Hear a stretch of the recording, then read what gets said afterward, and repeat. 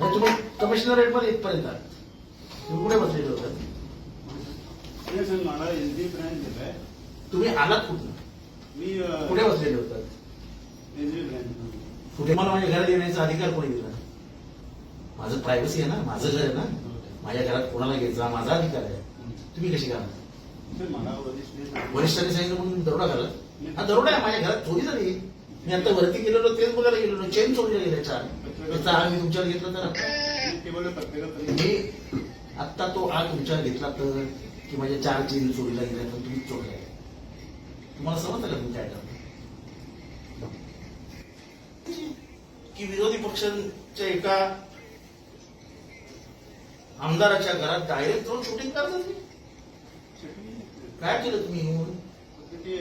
अरे कशाला? तुमचा काय अधिकार? पण माझा आहे ना, माझं घर आहे ना. निदान मला विचारायचं, माझ्या पोलिसांना विचारायचं. काय लावलं?